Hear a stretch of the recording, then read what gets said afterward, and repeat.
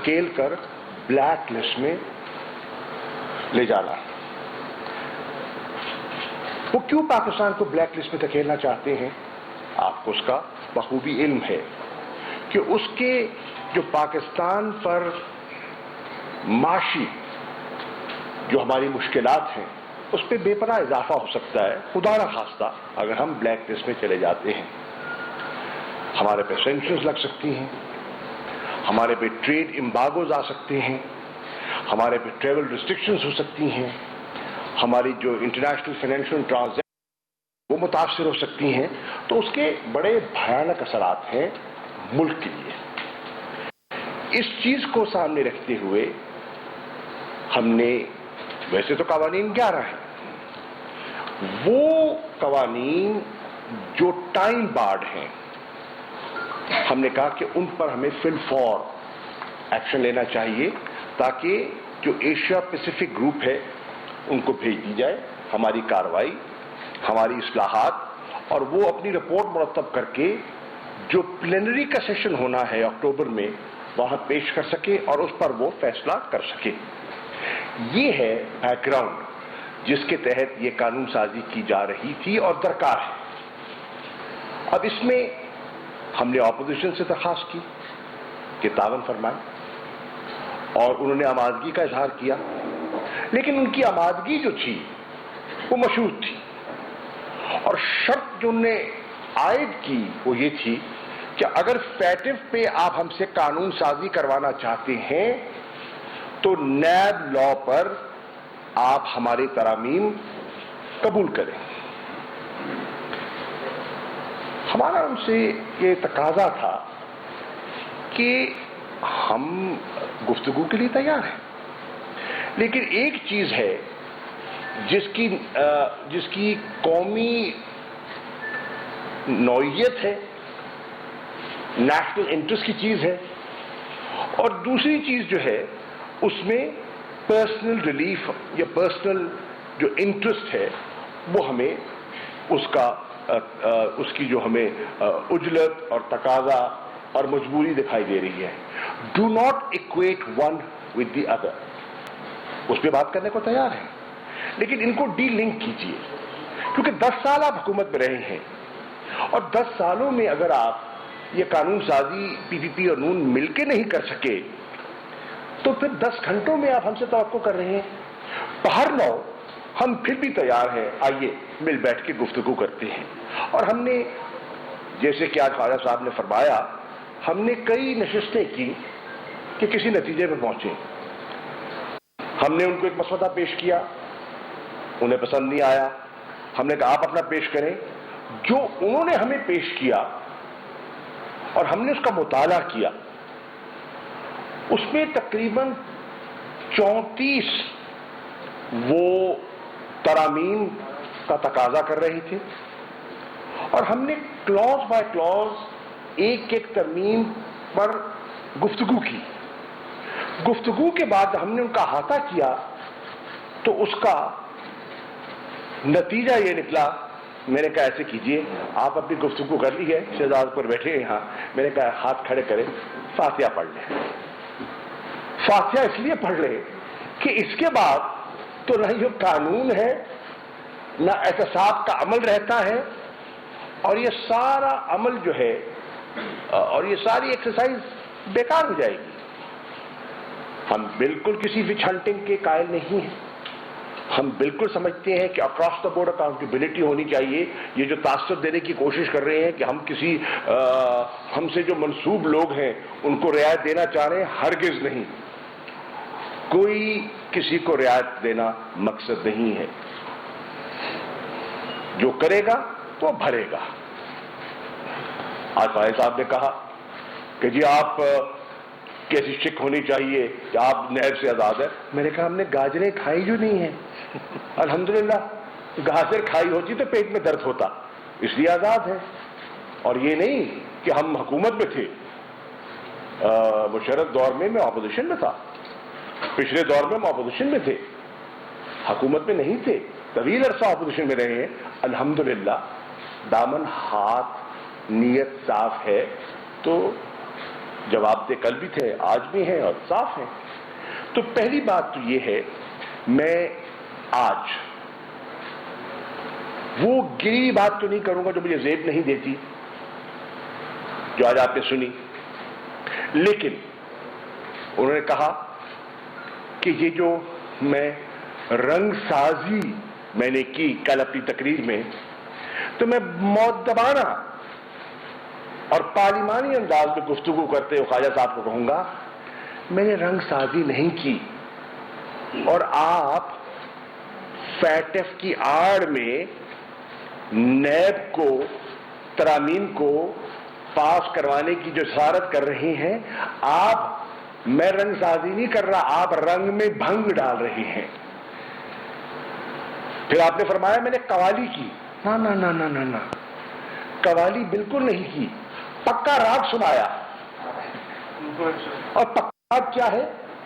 وہ راگ ہے جو عمران خان 22 سال سے جس کا تذکرہ کر رہا ہے کہ اس ملک کو اگر ہم نے کرپشن سے پاک کرنا ہے اور پاکستان میں اگر ہم نے سرمایہ کاری کو اٹریکٹ کرنا ہے، تو پھر ہمیں اس ناسور سے، اس کینسر سے پاکستان کو ہمیں آزاد کرنا ہوگا۔ تو یہ تو پکا راگ ہے جو میں نے وہاں پیش کیا۔ اگر آپ کے کانوں میں یہ قوالی کی اس کی دھن آئی ہے تو نہیں، اصلاح کر رہا ہوں، قوالی نہیں ہے، پکا راگ ہے، سمجھ جائیے، بات پکی کر رہے ہیں۔ اور انشاءاللہ جو کرپٹ عناصر ہیں ان پہ ہاتھ بھی پکا ڈالیں گے انشاءاللہ۔ کون؟ آزاد ادارے۔ ہم کون ہیں جن کا یہ حق ہے؟ اب مختصر میں چاہتا ہوں کہ شہزاد اکبر صاحب نے اس میں گفتگو کرنی ہے، مختصر یہ کہنا چاہتا ہوں کہ دیکھیے، مفادات آپ کو اپنے عزیز ہیں، پاکستان کے انٹرسٹ کو سامنے رکھتے ہوئے بلیک میل مت کیجیے، بلیک میل مت کیجیے، اور نہ یہ گورنمنٹ بلیک میل ہوگی، نہ ہم بلیک میل ہوں گے۔ یہ قانون پاکستان کے مفاد میں ہے جو ہم نے آج پیش کیے ہیں۔ اگر آپ پاکستان سے خیر خواہ ہیں، جو یقیناً ہوں گے، میں بالکل کسی کی نیت پر شبہ نہیں کروں گا، تو پھر آپ پاکستان کی خاطر قانون سازی کیجئے اور ان دونوں کو ڈی لنک کیجئے، ڈی لنک کیجئے، مت جوڑیے، اپنا موقف پیش کیجئے، نیب پہ گفتگو کیجئے، گفتگو کے لیے تیار ہیں۔ بائیکاٹ کس نے کیا گفتگو کا؟ ہم نے تو نہیں کیا، ہم تو بیٹھے ہوئے تھے، نشستیں چھوڑ کے کون گیا؟ آج اسمبلی میں کس نے کہا کہ کوئی کمیونیکیشن نہیں ہوگی؟ ہم نے تو نہیں کہا۔ میں نے تو آج بھی کہا کہ سیاست میں دروازے بند نہیں ہوتے، گفت و شنید ہوتی رہتی ہے، بات بنتی ہے، نہیں بنتی، بڑھتی ہے، جمود طاری ہو جاتا ہے، لیکن پھر بریک تھرو بھی ہو جاتا ہے۔ تو بردباری سے، حوصلے سے بات سنیے اور سنائیے، ہم ہر معقول بات سننے کے لیے تیار ہیں، لیکن آپ چاہتے ہیں کہ بالکل وہ 14 سال کا وہ پیریڈ وہ حذف ہو جائے اور وہ 4 ٹرمز کی جو کارستانیاں ہیں ان پہ پردہ پڑ جائے، تو وہ ہمارے لیے، یہ پی ٹی آئی کے سپورٹر کے لیے، ووٹر کے لیے ہضم کرنا مشکل ہوگا۔ تو میں اپنی بات کو مختصر کرتے ہوئے صرف اتنا کہوں گا کہ اپنی ریکارڈ کو درست کرنے کے لیے 2 باتیں کی، اور تیسری بات ایک پرسنل کرنا چاہوں گا کیونکہ اسمبلی میں موقع نہیں مل سکا۔ انہوں نے کہا کہ 2013 میں شاہ محمود صاحب ہمارے پاس آئے تھے، آپ نے بلایا تھا، مسلم لیگ نون میں شمولیت کی دعوت دی تھی آپ کے قائد نے، اور میں ان سے ملا تھا، پرانا تعلق ہے ان کے ساتھ، اور میں نے کہا تھا کہ پیپلز پارٹی تو چھوڑ چکا، فیصلہ کرنا ہے کہ کیا مستقبل کا فیصلہ کروں۔ عمران خان صاحب سے میری گفتگو جاری ہے، آپشنز میرے پاس پی ایم ایل این کا بھی ہے، پی ٹی آئی کا بھی ہے، پر یہ بہت بڑا فیصلہ ہے اور یہ میں اجرت پہ نہیں کر سکتا۔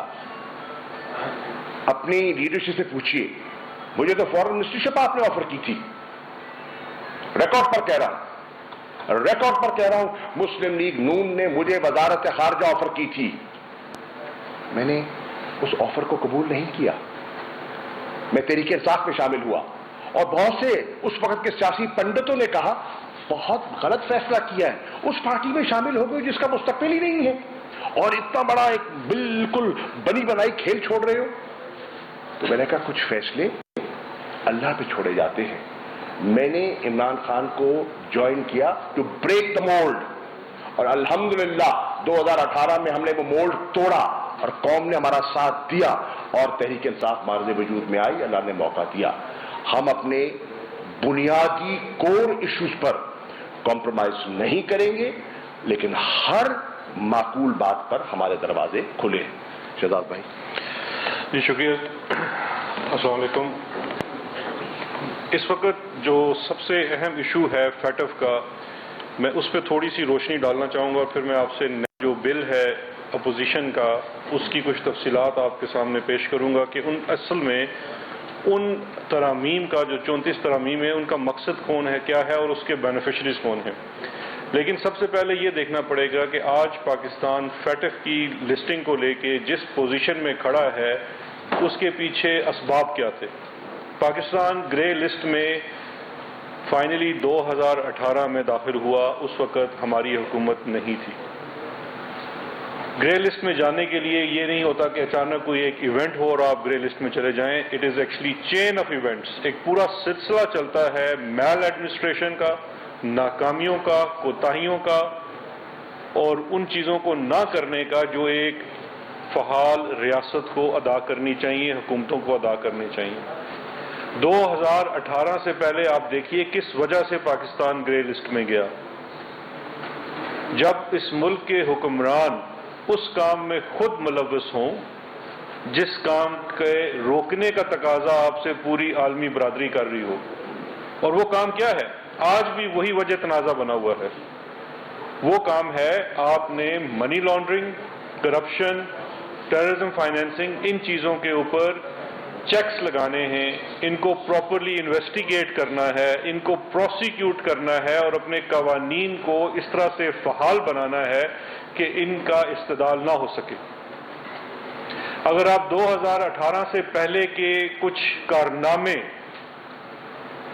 ان دو سیاسی خاندانوں کا جنہوں نے پہلے ہی سے ایک چارٹر آف کرپشن کیا ہوا تھا، تو دو ہی چیمپئن نکلتے ہیں اس زمانے کے۔ چھوٹے چھوٹے چوروں کی تو آپ بات نہ کریں، دو بڑے چیمپئن نکلتے ہیں اس کرپشن کے۔ ایک چیمپئن ہے فیک اکاؤنٹس کا کیس۔ فیک اکاؤنٹس کے کیس کی جب ٹریسنگ ہوتی ہے، وہ کوئی پاکستان تحریک انصاف کی حکومت نے کوئی وچ ہنٹ نہیں کی تھی آپ کے لیے۔ Honourable supreme court of Pakistan نے آپ کی کوتاہیوں، ناکامیوں اور نالائکیوں کو سامنے رکھتے ہوئے سو موٹو نوٹس لیا، اس کی انویسٹیگیشن کے لیے ایک جے آئی ٹی بنائی، اور اس جے آئی ٹی نے جو چیزیں دریافت کی اس کی بیس کے اوپر وہ کیسز بنائے گئے، اور اس جے آئی ٹی کے نتیجے میں جو کہ سپریم کورٹ آف پاکستان نے بنائی تھی، کیا حقائق سامنے آئے؟ جو حقائق سامنے آئے وہ میں سمجھتا ہوں عالمی سطح پہ ہمارے لیے شرمندگی کا باعث ہے کہ جب اس ملک کا ایک سابق صدر بیٹھ کے انٹرویو دیتے ہوئے یہ کہتا ہے کہ آپ کو فالودے والے سے یہ ثابت کرنا پڑے گا کہ میں فالودے والے کو لے کے بینک گیا اور میں نے اس کا اکاؤنٹ بنایا، اس سے پہلے آپ مجھ سے سوال نہیں کر سکتے۔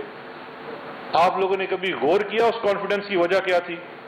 اس کانفیڈنس کی وجہ تھی کہ آپ نے اداروں کو اس حد تک غیر فعال کر دیا تھا، قوانین کو اتنا کمزور کر دیا تھا کہ آپ یہ چیزیں دندناتے ہوئے پھرتے ہوئے کرتے تھے اور کر پاتے تھے۔ یہ وجوہات تھی ہماری گرے لسٹنگ ہونے کی۔ اچھا، اس چیمپئن شپ میں یہ اکیلے چیمپئن نہیں تھے، ایک دوسرا چیمپئن خاندان بھی ہے، وہ ہے ٹی ٹی شریف خاندان۔ ٹی ٹی شریف خاندان نے جو اپنی حرکات سکنات کی تھی، جن کا ریفرنس بھی آج کل یا پرسوں فائل ہو چکا ہے، جو ان کی بڑی فرمائش تھی، یہ ان کو ٹیٹیاں ہمارے دور میں نہیں لگی۔ میں نے یا شاہ محمود صاحب نے تو نہیں جا کے ان کے اکاؤنٹ میں یا منظور پاپڑ والے کے اکاؤنٹ میں ڈلوا دی۔ ان کے ہونہار سپوت خود وہ ٹیٹیاں لگواتے رہے، اور ان سپوت کے پدر جو خود کو خادم اعلیٰ بتاتے تھے پنجاب کا، وہ ان ٹیٹیوں سے مختلف بیگمات کے لیے مختلف تحفے تحائف خریدتے رہے، جن میں ایک بڑے بڑے گھر بھی تھے۔ ان چیزوں کی وجہ سے ہم گرے لسٹنگ میں گئے۔ کہ اتنی آسانی سے یہ چیزیں ہو رہی تھی اور پکڑنے کے لیے جو آپ کو قوانین درکار تھے وہ موجود نہیں تھے، اداروں کو جو آزادی درکار تھی وہ نہیں تھی۔ ہم جب حکومت میں آئے، جہاں پہ ہمیں باقی معاشی چیلنجز کا سامنا تھا، یہ ایک چیلنج تھا۔ اس کے لیے باقاعدہ ایک ٹاسک فورس بنائی گئی پرائم منسٹر صاحب کی طرف سے، جو ڈیڈیکیٹڈ ہے، جس کے اندر سارے سول سرونٹس ہیں۔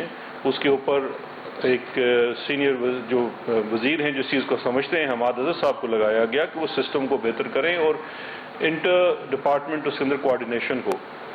اس میں پروسیکیوشنز کی بہتر بنایا گیا، کیسز کو بہتر انویسٹیگیٹ کیا گیا، اپنی ہر پلینری میں اپنی رپورٹس کو پیش کیا گیا۔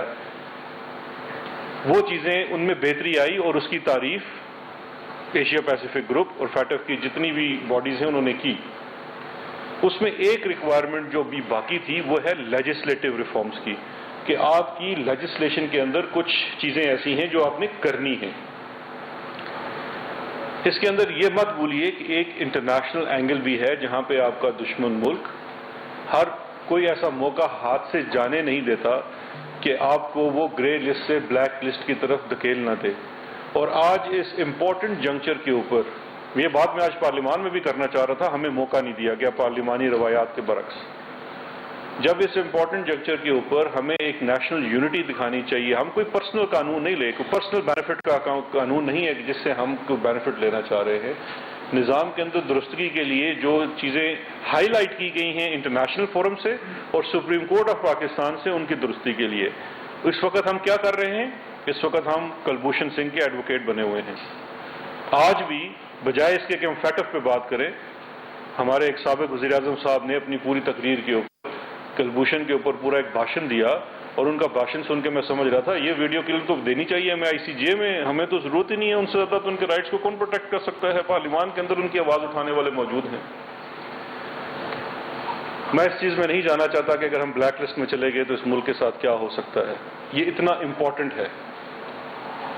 مختصراً بتانا چاہوں گا وہ تین کون سی لیجسلیشنز ہیں جو ہم پاس کروانا چاہتے ہیں، جو فیٹف کی ریکوائرمنٹ ہے، اور ایک وہ لیجسلیشن جو اپوزیشن پاس کروانا چاہتی ہے۔ ہم جو تین لیجسلیشن پاس کروانا چاہتے ہیں، اس میں پہلی لیجسلیشن ہے یونائٹڈ نیشن سیکیورٹی کونسل کا 1948 کا ایکٹ ہے، اس میں ایک امینڈمنٹ ہے۔ اس امینڈمنٹ کے تحت آپ اجازت دے رہے ہیں، کیونکہ یہ ایکٹ بڑا پرانا آیا تھا، لیکن اس کے اندر رولز بنانے کا اختیار فیڈرل گورنمنٹ کو دے رہے تاکہ جو بھی انٹرنیشنل سینکشنز ہوں ان کے اوپر عمل درآمد کیا جا سکے۔ اس طرح کی چھوٹی موٹی اس کے اندر دو تین چیزیں تھیں۔ جب ہم اپوزیشن کے ساتھ بیٹھے تو 5 منٹ میں اتفاق بھی ہو گیا۔ دوسری امینڈمنٹ ہے اینٹی ٹیررزم ایکٹ 97 کے اندر ایک امینڈمنٹ کی، جس میں انہانسمنٹ آف پنشمنٹ اور فائن ہے، کہ کچھ جرائم جو ٹیررزم فائنینسنگ کی مد میں آتے ہیں، اس میں جو فائن ہے وہ 10 ملین تک کر سکتے ہیں میکسیمم فائن، اس کی ایک لمٹ بڑھا دی گئی تاکہ سزائیں سخت ہوں اور ایک ڈیٹرنس پیدا ہو۔ اس پہ بھی فوراً اتفاق ہو گیا۔ ایک بل ہے جس کے اوپر اپوزیشن ابھی بھی اتفاق نہیں کر رہی، فیٹف سے ریلیٹڈ، اور اس پہ آپ ذرا غور کیجیے۔ اس بل کا نام ہے mutual legal assistance act. Mutual legal assistance act جو ہے وہ پاکستان میں میوچل لیگل اسسٹنس کی رجیم نہیں ہے۔ ایک وجہ جس کی وجہ سے ہم انٹرنیشنلی اپنے کیسز کو پرسو نہیں کر پاتے ایفیکٹولی، اور پاکستان میں باہر کی ہوئی منی لانڈرنگ کو پرسو نہیں کر پاتے، اس کی وجہ ہے پاکستان میں میوچل لیگل اسسٹنس کی رجیم کا نہ ہونا۔ اس قانون کا مقصد یہ ہے کہ ایک سینٹرل اتھارٹی پہ قائم کی جائے، اور وہ سینٹرل اتھارٹی پھر معلومات کی ترسیل پاکستان سے باہر اور باہر سے آنے والی کی ترسیل پاکستان کے اندر کرے۔ اور اس میں یہ کوئی ایک ادارے سے اسپیسیفک نہیں ہے، اس میں نیب بھی ہے، FIA بھی ہے، FMU بھی اس کے اندر آئے گا، CTD counter terrorism department, even normal police matters بھی اس کے اندر آئیں گے۔ یہ بنانا بڑا ضروری ہے۔ فیٹف سے پہلے یہ سپریم کورٹ آف پاکستان کا فیک JIT کیس، جو فیک کیس ہے بینک اکاؤنٹ کیس JIT والا، اس کے اندر یہ ان کی سب سے پہلی ریکمنڈیشن تھی کہ آپ کو میوچل لیگل اسسٹنس رجیم بنانی ہے۔ یہ بل نیشنل اسمبلی پاس کر چکی ہے، لیکن سینٹ میں اس کو روکا جا رہا ہے۔ روکنے کی وجہ مجھ سے زیادہ آپ بہتر جانتے ہیں۔ کہ اگر یہ میوچل لیگل اسسٹنس کی رجیم بن جاتی ہے تو کن کی دولت جو باہر پڑی ہوئی ہے، کون لوگ ہیں جو باہر منی لانڈرنگ کرتے ہیں، ان کی معلومات تک رسائی حاصل ہو سکے گی آسان طریقے سے، اور جو پروسیکیوشنز ہو رہی ہیں وہ بہتر طریقے سے ہوگی۔ تو ایک تو اس چیز کو روکنے کی کوشش کی جا رہی، لیکن جو سب سے میرے لیے حیرت کی بات تھی وہ تھی اپوزیشن کا وہ ڈرافٹ جس کے اوپر وہ آج شرمندہ ہیں۔ ان کا جتنا غصہ ہے وہ اس ڈرافٹ کی وجہ سے ہے، وہ جو شرمندگی ہے، even as a student of law میں یہ سوچ نہیں سکتا کہ یہ اس ڈرافٹ کو آپ دیکھ لیجئے۔ اس کے اوپر دیکھیے لکھا کیا ہوا ہے، proposed amendment by P P P and P M L N in national accountability 1999۔ اس کے اندر 34 ترامیم، جن کو آسان زبان میں میں سمجھتا ہوں 34 ٹانکے، یہ 34 ٹانکے لگانے کی کوشش، ٹوٹل میں خیال ہے 37 یا 38 دفعات ہیں نیشنل اکاؤنٹیبلٹی آرڈیننس کے اندر، 34 ترامیم، یعنی کہ تقریباً اس کو غیر فعال کرنے کی ایک ڈرافٹ ہے۔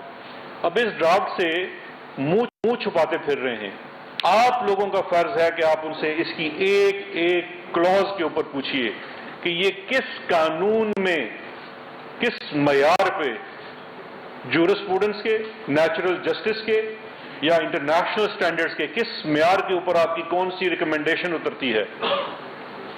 یہ این آر او نہیں ہے، یہ N R O plus plus ہے۔ اس کے اوپر اگر ہم دستخط کر دیں تو ہم بہت جمہوری ہیں، اس ملک کا نظام بہت اچھا چلے گا اور سب کچھ یہاں راوی چین ہی چین لکھے گا۔ تو یہ ڈرافٹ بھی یہ تو پہلے ہی سوشل میڈیا پہ گھوم پھر رہا ہے۔ میں آپ کو اس کی کچھ چیدہ چیزیں بتانا چاہتا ہوں کہ اس ڈرافٹ کے اندر اصل میں چاہتے کیا ہیں۔ یہ آپ جتنا سنتے جائیں گے اتنا سر دھنتے جائیں گے۔ یہ جو 34 ٹانکے ہیں اس میں سے میں آپ کو 10-11 چیدہ بتاؤں گا، زیادہ سما خراشی نہیں کروں گا آپ کی۔ سب سے پہلے تو اس کے اندر یہ فرماتے ہیں کہ اس کا اطلاق نیشنل اکاؤنٹیبلٹی ایکٹ جو ہے، میں ایک چیز سب سے پہلے عرض کرنا چاہتا ہوں، آج پارلیمان میں جب تقریر کی گئی تو بڑا نیب کو ڈکٹیٹر کا قانون and as a student of law and history میں تھوڑا سا پرپلیکس تھا کہ کیسے انسان ہے اپنے ہی لیڈر کو ڈکٹیٹر کہہ رہے ہیں، کیونکہ نیشنل اکاؤنٹیبلٹی آرڈیننس بیسیکلی اس کا نام چینج ہوا تھا، اصل قانون تو 1997 کا وہ تو نواز شریف صاحب نے بنایا تھا جب وہ امیر المومنین ڈکلیئر کر چکے تھے اپنے آپ کو، تو 2/3 میجارٹی ہو ڈکٹیٹر تو آپ بن ہی جاتے ہیں۔ تو آج ان کے منہ سے کافی سچ نکلا پارلیمان کے اندر، لیکن چلیں اس 97 کا احتساب ایکٹ اور جو 99 کا آرڈیننس ہے جو